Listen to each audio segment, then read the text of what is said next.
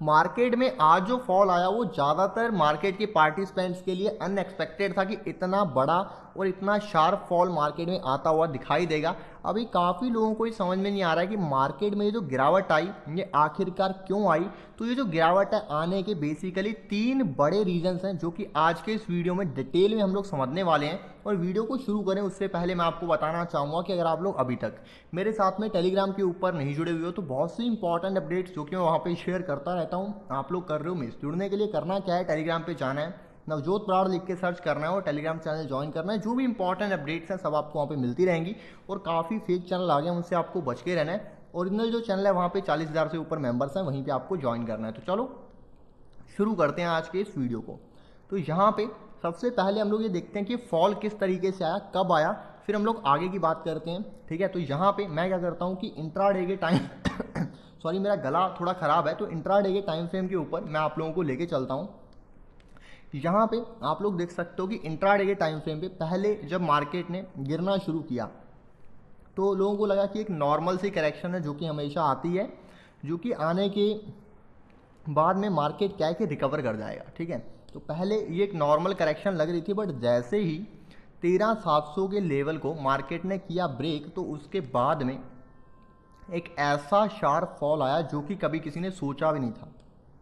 मतलब 1 घंटे के अंदर मार्केट जो है वो कितना लगभग 550 पॉइंट वहाँ से टूट गई, जो कि किसी ने सोचा भी नहीं था कि इतना मार्केट गिर सकती है, वो भी सिर्फ 1 घंटे में। निफ्टी के हम लोग यहाँ पे क्या है कि बात कर रहे हैं। ठीक है, यहाँ पे देखो ये एक चीज़ हुई और यहाँ पे इसके पीछे का एक टेक्निकल रीज़न की बात करें तो पहले टेक्निकल रीज़न मैं आपको यहाँ पे समझाता हूँ। यहाँ पे देख सकते हो कि पिछले कुछ दिनों में अगर आप लोग मुझे रेगुलरली फॉलो कर रहे हो तो आपको याद होगा कि एक ट्रेंड लाइन मैंने आपको बताया था मार्केट में। ठीक है, कि एक बहुत इंपॉर्टेंट ट्रेंड लाइन है। पहले इस तरीके से थी, थोड़ा मार्केट ने इसको काटा, इसके ऊपर जाके फिर वापस से क्लोज हुई, उसके बाद में ट्रेंड लाइन मैंने वापस से रिवाइज कर दी थी और नई वाली ट्रेंड लाइन थी ये वाली।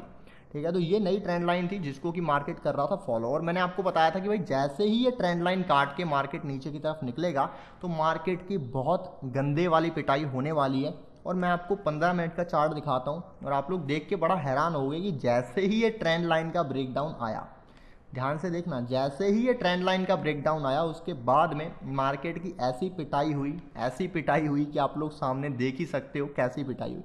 तो काफ़ी लोगों ने कमेंट सेक्शन में लिख के बताया, काफ़ी लोगों ने मेरी टीम को मैसेजेस किए कि जैसे ये लेवल ब्रेक हुआ हमने शॉर्ट मारा तो हमें काफ़ी अच्छा खासा प्रॉफिट हुआ। काफ़ी लोगों ने स्क्रीनशॉट्स वगैरह भी भेजे। तो काफ़ी अच्छा लगता है जब आप लोग अप्रिशिएट करते हो इस तरीके से। और आप लोगों की इसी अप्रिशिएशन की वजह से आज मेरा देख सकते हो गला खराब है। पिछले इनफैक्ट 3-4 दिनों से मेरा गला खराब चल रहा है, फिर भी मैं आप लोगों के लिए वीडियोस बना रहा हूँ रेगुलरली। ठीक है, और बाकी मेन जो है क्रेडिट आपको जाता है कि जिन लोगों ने कन्विक्शन रखा, जो बात मैंने बताई थी उसके ऊपर काम करा, और आप लोगों को ज़्यादातर ये क्रेडिट जाता है। मैंने आपको चीज़ बताई थी, मेरा ये फ़र्ज़ बनता है कि जो भी लोग मुझे फॉलो करते हैं आपको मैं राइट चीज़ों के लिए गाइड करूँ। अभी हम लोग वापस से आते हैं चार्ट के ऊपर और समझने का ट्राई करते हैं कि भाई मेन इसके पीछे न्यूज़ क्या है, लॉजिक क्या है, सेंटीमेंट मार्केट के क्यों बिगड़े, क्योंकि सब कुछ बहुत अच्छा चल रहा था। तो चलो रीज़न मैं आपको यहाँ पे समझाता हूँ। ठीक है, पहले हम लोग बात करते हैं पहले रीज़न के बारे में। अभी यहाँ पे जो पहला रीज़न है वो यहाँ पे निकल के आता है यूरोप से। ठीक है, अभी यूरोप में बेसिकली क्या हुआ है कि आपको पता है कि आज की डेट में कौन सा इशू चल रहा है, कोविड-19। अभी कोविड-19 का एक नया स्ट्रेन वहाँ पे मिला है। ठीक है, जिसकी वजह से ये दिक्कत हुई है। अभी आप लोग सोच रहे होंगे कि भाई ये स्ट्रेन क्या होता है। अभी स्ट्रेन क्या है कि एक अलग प्रजाति होती है। वैसे तो ये बहुत साइंटिफिक चीज़ हो जाती है, बट अगर मैं आपको देसी भाषा में समझाना चाहूँ तो अभी भाई देखा जाए तो मान लो एक कुत्ता जा रहा है, आप क्या कहोगे, भाई कुत्ता जा रहा है। ठीक है, हमें तो कुत्ता ही पता है। और वहाँ पे अगर आप लोग देखोगे तो कुत्ते की हज़ारों प्रजातियाँ होती हैं, इतनी होती हैं कि जो इंसान है ज़िंदगी भर में तो सभी प्रजातियों के लक्षण वक्षण ये सब चीज़ें याद नहीं कर सकता। वो जो जीव विज्ञानी टाइप के लोग रहते हैं उनकी बात होती है, यानी कि है तो कुत्ता ही पर अलग अलग उसकी प्रजातियाँ। कोई तो बिल्कुल छोटा सा होता है जो हाथ में आ जाता है, कोई ऐसा होता है कि जिसको देख के बंदा डर जाता है कि यार ये क्या है, कुत्ता है, ये राक्षस है। ठीक है, तो इस तरह की चीज़ें होती हैं। तो उसी में क्या है कि जो नई स्ट्रेन है ना, ये बेसिकली जो पुरानी वाली स्ट्रेन है जो नॉर्मली चल रही थी उससे 70% ज़्यादा तेज़ी से फैल रही है। यानी कि पहले वाला जो था वो भी कुत्ता था, ये भी कुत्ता है, पर ये ज़्यादा खतरनाक है। समझ रहे हो? तो ये जो 70% ज़्यादा तेज़ी से स्ट्रेन फैल रही है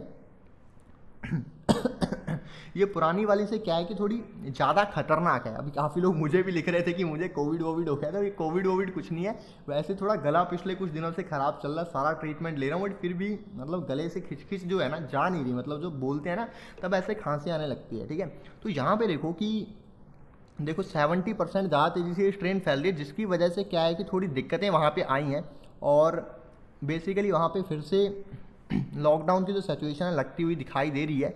और अभी एक एक्शन लिया गया है। एक्शन ये है कि भाई इंडिया ने, और इंडिया के साथ में और कई कंट्रीज़ ने यूके के साथ में अपनी जो सारी की सारी फ़्लाइट्स हैं वो रद्द कर दी हैं एक बार के लिए।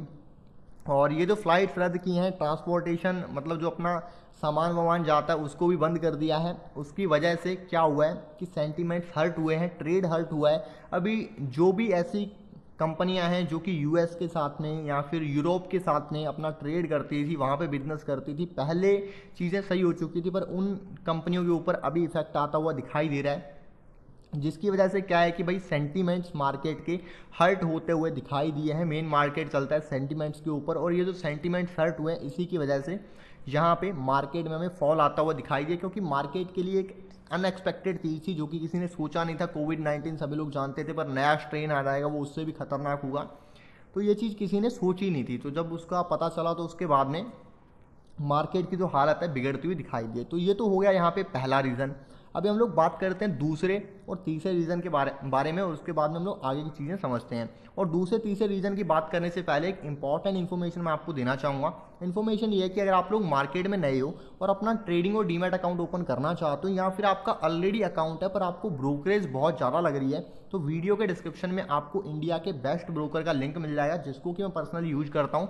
यहाँ पे आप लोग अपना जो अकाउंट है ओपन कर सकते हो। नए लोगों के लिए काफ़ी ईजी टू यूज इसका इंटरफेस है, और जो अगर आपका पुराना भी अकाउंट है तो आपकी यहाँ पे काफ़ी ब्रोकरेज की अच्छी खासी जो बचत है वो हो जाएगी। तो डिस्क्रिप्शन में लिंक है, अगर आप लोग चाहो तो कंसिडर कर सकते हो। अभी हम लोग वापस से आते हैं वीडियो के ऊपर और बात करते हैं दूसरे पॉइंट के बारे में।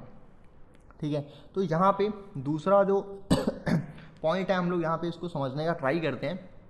दूसरा पॉइंट ये है कि मार्केट के जो वैल्यूएशंस है ना, वो वैल्यूएशन काफ़ी ज़्यादा महंगे हो रखे हैं। अगर निफ्टी के मैं पी की बात करूँ तो अभी निफ्टी का जो पी है शायद 38 पे पहुंच गया था। 38 पॉइंट कितना था एग्जैक्टली वो तो मुझे याद नहीं, 38 37 के आसपास में पी चल रहा है। एग्जैक्ट रीडिंग की हम लोग बात नहीं करेंगे भाई 37 पॉइंट इतने इतने चल रहा है, उसको छोड़ो। 38 पे मार्केट का पी चल रहा है, जो कि अभी तक का ऑल टाइम हाई है। इतना ऊपर मार्केट का पी कभी भी नहीं गया, जबकि इकॉनमी सब चीज़ों की थोड़ी वॉट लगी पड़ी है, पर फिर भी मार्केट का पी जो है ऑल टाइम हाई के ऊपर चल रहा है। वैल्यूएशंस काफ़ी ज़्यादा महंगे हो चुके हैं, और इतने ज़्यादा महंगे वैल्यूएशन होने के बावजूद क्या है कि मार्केट भागा जा रहा था। अभी यहाँ पे देखो क्या चीज़ होती है, मैं आपको बताता हूँ।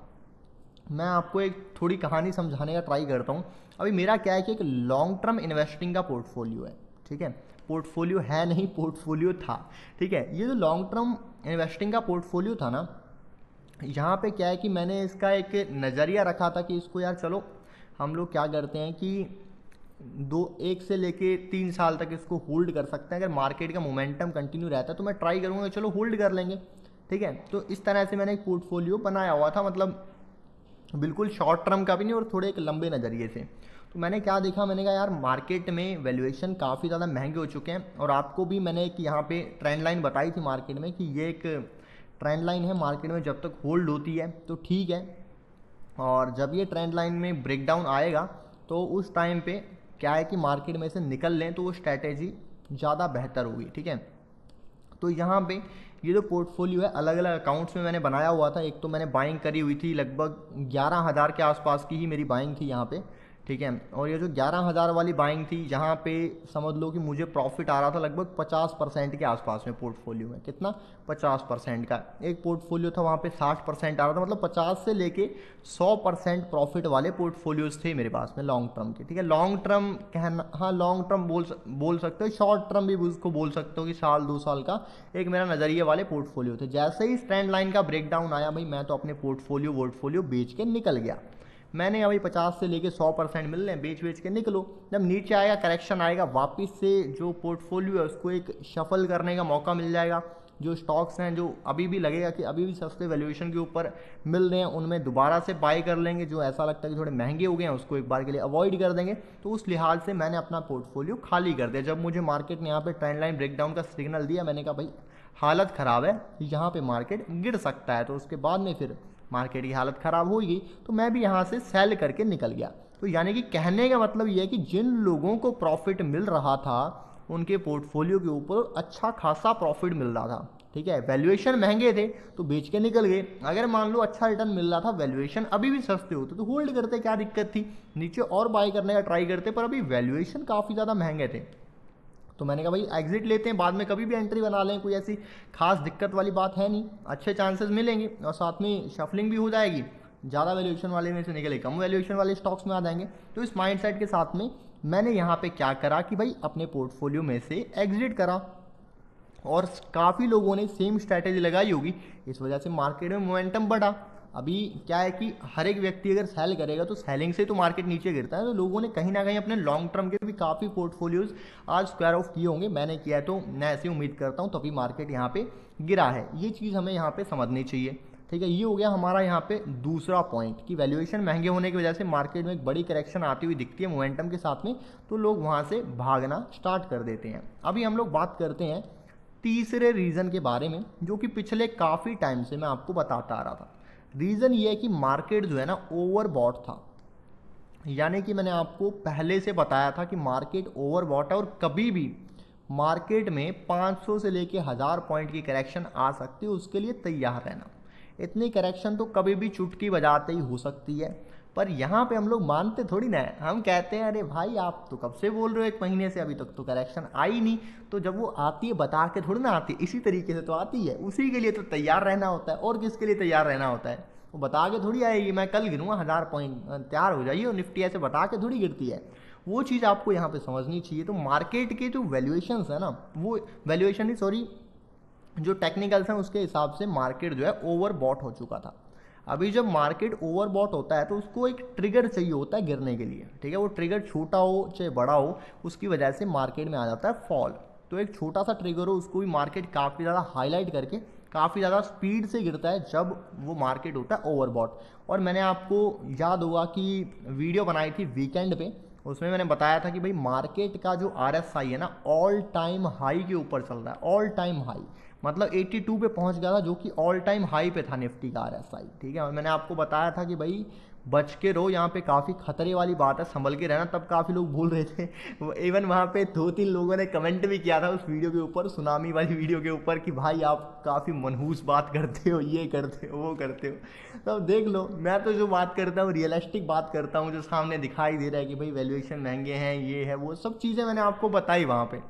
पर कुछ लोगों को क्या है ना कि हम लोग पोजीशन लेके बैठे हैं मार्केट ऊपर जाना चाहिए, तो आपकी पोजीशन से मार्केट को फर्क नहीं पड़ता। मार्केट का एक सिस्टम होता है, मार्केट उसके अकॉर्डिंग चलता है। और ये जो मैंने आपको ट्रेंड लाइन बताई थी ना, ये ट्रेंड लाइन बिल्कुल देख लो कितनी परफेक्ट पड़ी है। जैसे ही ये कटी उसके बाद में देख लो कितनी मार्केट की हालत खराब हुई है। मैं तो भाई अपनी जो पोजीशन थी, मैं जैसे ही ट्रेंड लाइन कटी वहाँ से कट लिया, मैं तो मार्केट में से निकल लिया मैं तो, ठीक है। और उसके बाद में आगे देखेंगे कब लेना है, क्या करना है, अच्छे पैसे कमा लिए अब और क्या चाहते हैं। और ट्रेडिंग पोर्टफोलियोज तो 2-3 दिन पहले ही मैंने जीरो कर दिए थे। अभी यहाँ पे देखो कि मेरे ट्रेडिंग पोर्टफोलियोज यहाँ पे ये जो 3-4 दिन है, मैंने यहाँ पे ट्रेडिंग पोर्टफोलियोज कर दिए थे जीरो, मतलब ऑलमोस्ट जीरो मान सकते हो। 2-4% पोजीशन हो तो उसको मतलब मैं जीरो ही मानता हूँ। अगर मेरे पास में 100 रुपये हैं, 100 में से 5 लगे हैं तो वो जीरो ही है ना। तो यहाँ पे ये वाले 4 दिनों में मैंने अपने ट्रेडिंग पोर्टफोलियो कर दिए थे जीरो, ठीक है। और जैसे ही ये आज ट्रेंड लाइन कटी तो जो इन्वेस्टिंग के पोर्टफोलियोज पड़े हुए थे 1-2 साल 3 साल के नज़रिए की पोजीशंस थी, मैंने कहा भाई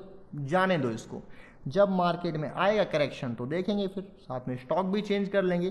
तो ये मार्केट के पीछे कुछ रीजंस थे। अब सवाल ये है कि भाई मार्केट में जो करेक्शन आई है, अभी मार्केट बहुत डिस्काउंट के ऊपर मिल रहा है, ये हो गया वो हो गया, तो क्या यहाँ पे बड़े पैसे लगा दें, क्या बड़े क्वांटिटी में माल उठा लें, क्या बड़ा इन्वेस्टमेंट यहाँ पे डाल दें, क्वांटिटी उठा लें? ये सवाल आता है कि क्या यहाँ पे बिग इन्वेस्टमेंट करना चाहिए। तो भाई देखो, मैं तो नहीं कर रहा हूँ, आपको करना है तो करो। बिग इन्वेस्टमेंट कैसा है कि जब एक अच्छी खासी करेक्शन आए कम से कम 15-20% की, तब कुछ करने का सोचा जाता है कि चलो कुछ तूफ़ानी करते हैं। अभी तो ऐसा कुछ तूफ़ानी वूफ़ानी करने का मेरा तो मन है नहीं, ठीक है। अभी अगर ऊपर से मार्केट देखोगे तो कितना गिरा है, पॉइंट वाइज देखोगे तो काफ़ी हो जाएगा, बट परसेंटेज वाइज कुछ खास नहीं है।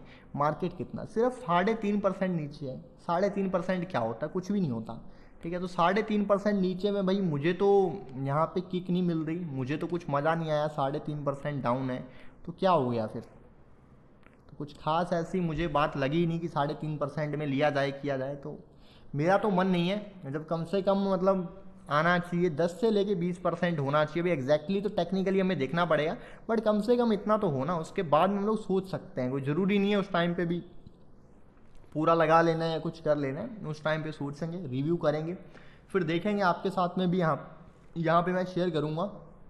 और बाकी ट्रेंड लाइन वाले काफ़ी लोगों ने धन्यवाद दिया। तो देखो आपके लिए ही मैं ये सब चीज़ें करता हूँ। देखो गला ख़राब है तो भी आप लोगों के लिए वीडियोस बना रहा हूँ, यहाँ पे आपको गाइड कर रहा हूँ। तो सवाल का जवाब क्लियर कट है कि मैं तो भाई यहाँ पे नहीं लेने वाला हूँ। अगर आपको अच्छा लगता है आप ले लो, कोई दिक्कत नहीं है। कोई यहाँ पे मैं आपको ऐसे हाथ तो पकड़ नहीं रहा हूँ किसी का, जिसको लेना है लो, क्या दिक्कत है। आपको बढ़िया लगता है आप लोग लो, मुझे अच्छा नहीं लग रहा मैं नहीं लूँगा, ठीक है। तो आई होप जो चीज़ें हैं आपको समझ में आई होंगी। लास्ट में बताना चाहूँगा, मेरे साथ में कनेक्टेड रहना चाहते हो टेलीग्राम चैनल ज्वाइन कर सकते हो। ज्वाइन करने के लिए करना क्या है, टेलीग्राम पे जाना है, नवजोत ब्राड़ लिख के सर्च करना है और टेलीग्राम चैनल जो है उसको ज्वाइन करना है। अपडेट्स आपको मिलती रहेंगी, फेक चैनल से बच के रहना। ओरिजिनल चैनल के ऊपर 40,000 से ऊपर मेंबर्स हैं, वहीं पे आपको ज्वाइन करना है। तो आज के इस वीडियो में इतना ही, मिलते हैं अगले वीडियो में, तब तक के लिए हैप्पी ट्रेडिंग और हैप्पी इन्वेस्टिंग।